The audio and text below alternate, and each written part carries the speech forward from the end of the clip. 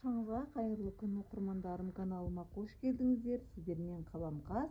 Бүгін жылқы етінен қуырдақ дайындайтын боламыз. Видеоны соңына дейін көріңіздер. Каналыма тіркелмеген болсаңыз тіркеліп өтіңіз. Алдымен қуырдағымызға қажетті еттерді өте ұсақтап майдалап турап алдық. Осылай жылқының еті, бүйрегі, жүрегі, бауыры және жылқының іш майы қажет. Енді қосатын картоплымыз, пиязымызды, сәбізімізді турап шығамыз. Алдымен пиязымызды турап аламыз. Тамақта пиязымыз көбірек болғаны өте дәмді болады. Осылай пияздарымызды турап шығамыз. Картоплымызды майдалау қылып, осылай видеода көріп тұрғандарыңыздай тураңыздар, сонда өте әдемі болады. Мен етімді майдалау турадым, сол үшін майдалап тураймыз картопты.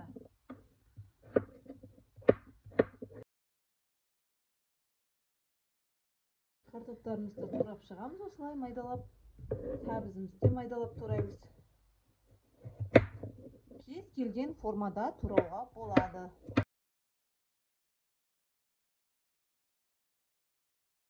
Қазанымызға майды құйдық шамалап.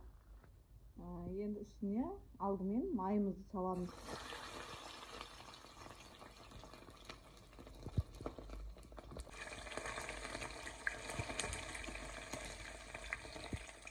Майымызды қызартып қуырып аламыз. Майымыз мінекей қызарып қуырылды. Енді үстіне етімізді саламыз.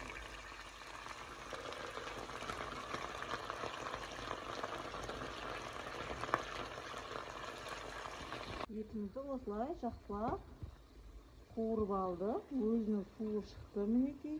Енді үстіне жарты қасық тұз саламыз. Себебі бізде ет тұздалмаған болғандықтан қуырып жатқанда саламыз тұзын.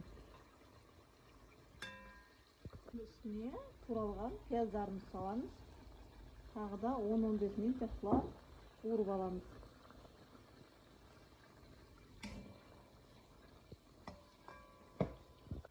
Он 15-20 минут қуырған соң үстіне жүректі, бүйректі саламыз.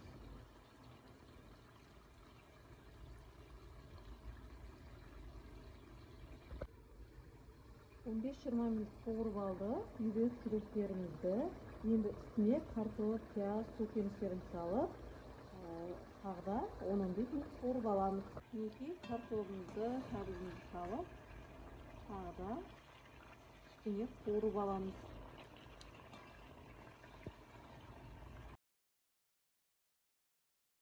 Мінекей жақсылап қуырып алдық картопымызды, көкөністерімізді.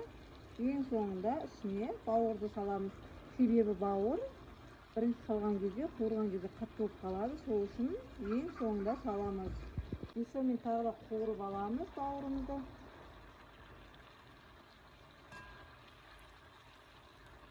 Сол 15 минут қуырып алдық. Енді қақпағын жауып, 1-1,5 сағатқа баяу отта пісіріп аламыз қуырдағымызды.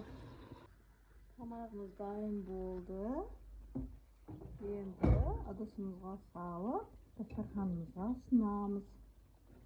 Өте керемет, сочный болып шыққан. Қуырдағымыз дайын болды. Мінекей. Сіздер де жасап көріңіздер.